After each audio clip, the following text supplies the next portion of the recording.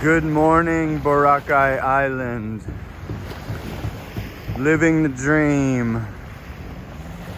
Today I want to talk about why I left the United States for the Philippines in search of a better life, a better quality of life, happiness, escape from the Groundhog Day of doing the same thing over and over and over again, the high prices, the masculine women, the politics, all of the things that many men factor in when choosing to escape the matrix that we call the United States and the West. I had been thinking about this for multiple years. I think I had dated a lot of women from Southeast Asia, and it had always been in the back of my mind, but I wasn't really financially stable until after 40 years old. I was like doing really well, but I had high overhead, so I could even sometimes have $10,000 months, but my bills were always $5,000 or $6,000, and I was a big spender, so I never really had like a chunk of money to be able to kind of get off the hamster wheel. Like I lived really high, but yet I would need to work every single day hustling and doing my business and stuff in order to really maintain that level of living, and the going out to the $50 buffets, or going to, paying my rent, paying for repairs on my Mercedes, paying for different luxuries that I experienced in life. So I was never really able to step away from that because my money just wasn't, I didn't have a ton of savings. I just like made, $6,000 to $10,000 a month and spent like $6,000 a month. So it was like, I was never really in a spot where Southeast Asia was an option. But I think at the end of the day, I just wanted a better life. I wanted to be able to have what I have now. I wanted white sand beaches for $250 a month. I wanted the additional attention that you receive from women. I wanted to get away from the women. I just don't like masculine women. I don't like women that are bosses. I don't like women that try to explain to me how life works when I'm more successful than them and older than them. It's just not something that I'm willing to accept at this point in my life. So if you're not willing to accept something and you're not happy in the West, just change it if you have a couple dollars. So that's what I did. But yeah, I just was depressed. As much as I kind of hided it well, I just really wasn't happy. Like when I would just think about my life and just, doing my business, and just besides like when I was with women or traveling or going to the beach in Los Angeles or back and forth to Vegas, or like, in the company of women, whether I was dating them or seeing them or casually hooking up with them, that was the only time I was really happy. Outside of that, I was kind of miserable for a long time. And, coming to Southeast Asia really cured that for me. I really feel like I am happy every day. I'm excited to come walk this beach. I just really like the fact that with my current pricing of my place and the fact that BGC is taking care of itself, I know I can last long term. It's not even questionable. Whereas in the United States, if I'm not earning, I'm dropping like $3,000 a month to live a terrible life. So I could, if you have say 50 grand in the United States, you could be broke in 4 years, even if you lived a miserable life.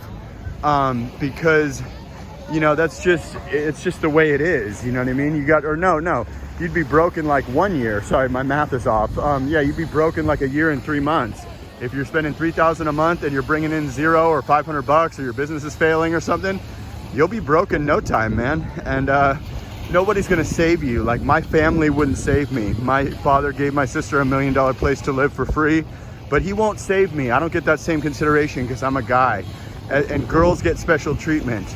And, I'll go into that later, but I don't want to ruffle any feathers. But yeah, at the end of the day, I'm on my own. I wasn't even allowed to park my Mercedes at their house. They said that it was, our house and that it's the family home and this and that. And they were nice enough to let me use the address. But I was supposed to be able to live there if I ever needed to. And supposedly I still can if I come back for a month or something, or come to visit. But I literally asked to park my $86,000 car there, and they said no. And I had to get a storage unit for $154 a month. That's kind of weird because I'm like supposed to be part owner of that house, and I Didn't even want to physically live there. I wanted my vehicle to live there to keep it safe and so that they could start it once in a while and stuff. But they said, oh no, my sister needs to have her car be safe because her catalytic converter may be stolen. And yeah, I didn't really understand that. That seemed super weird to me. So yeah, I feel like, I don't know. I really, there's kind of a lot of negativity there. And I feel like I wanted to escape all that and just forget all that and start a new life on the white sand beaches, new relationships, new friends, and just enjoying it. Like all day, every day, I have amazing conversations with random strangers, men and women, and I'm just truly happy, like smiling, walking down the beach. I don't have a care in the world, and I know that with my current price point, I know I can last long term no matter what. So that makes you sleep so well at night. When you're in America and you don't know if you're gonna make your rent that month, or in the West and you don't know if you're gonna make your rent that month, or you don't know if you're gonna make your rent for the next year, or your business is failing, or your job fires you, or whatever, that feeling of uncertainty gives you so many sleepless nights, and it's so tough. But yeah, back to the original subject. I wanted a better life. I wanted happiness. I wanted to get out of the West, and I knew Southeast Asia was the cure. And after being in Philippines and talking to a lot of guys in Thailand about the language barriers, about the boom boom short time, about, you know, I have such extensive experience with my Thai girl that at the end of the day, I just know what it is, and I made the right choice. The signage, the language, the friendliness of even just the Filipinos, not just girls that think you're rich that want to date you, but Filipino guys are super friendly and super nice. Like I've really, even yesterday I met like multiple and had long conversations. It's super cool. I just really enjoy that kind of stuff. Random conversations with strangers, smiling, walking down the beach, going and getting a coffee or getting a bite to eat. I don't need anyone to hold my hand through that process. I didn't need a girl to meet me at the airport. I'm a high value guy. I know that I don't have to settle and that it's gonna take somebody really special to knock me off the market. Like you're gonna either have to have your own money or you need to be Miss Philippines.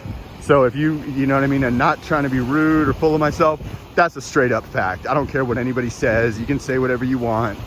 I'm mid 40s. I live here permanently. BGC Boracay. I think I bring a lot to the table, basically everything. So if all a woman brings is her looks, then you better be a real stunner. If you bring, you know, you have a career like the young lady I met the other day, then hey, you're meeting me at my level. Water seeks its own level, so you will end up with somebody that you deserve, whether that be on a look scale, on a financial scale, or both. And my value is extremely high, and people can call it whatever they want. People are walking around with low self-esteem or unsure of themselves. I'm not one of those people. Period, point blank. I know what it is, and a lot of people don't like that. A lot of people like you to be humble and not know your value, and you know, a lot of guys come over here and they're kind of destroyed by their last relationship, or a woman took all their confidence or whatever. I ain't one of those guys. I came over here super knowing my value and stuff. Almost got caught up meeting a girl in Lapu-Lapu. Met tons of girls, but never lied to anyone, never led anyone on, never promised any marriage or anything. A lot of guys come here and they're kind of destroyed. But yeah, at the end of the day, I really came here to find happiness, and I did it. And any other guys looking to do that, I suggest you do the same. Financial freedom, women, white sand beaches, blue water, friendly expat community, friendly Filipino community, friendly Filipinas. This is an absolute paradise. I will stand by that. I'm staying here long term. I don't care what anybody says. I don't care what else you say to check out. I will check out other places, but I'm locked and loaded. I already paid a year, and considering they don't raise the rent, I may acquire a second unit as an Airbnb. And I'm just trying to do my thing here, man. I'm trying to have a better life, live stress-free, not deal with the stress of my family and politics and arguing about money and, you know, where I can park my car and if I'm allowed to keep my stuff there and this and that. This is ridiculous. If you want a better life, just change it, man. Go out on your own, do your thing, meet a girl and start your own family. Just stay away from, if you have arguments with people all the time, don't talk to them. Just come to where you find your happiness, and I believe the Philippines could be that place for you. All right, let me know what you think in the comments.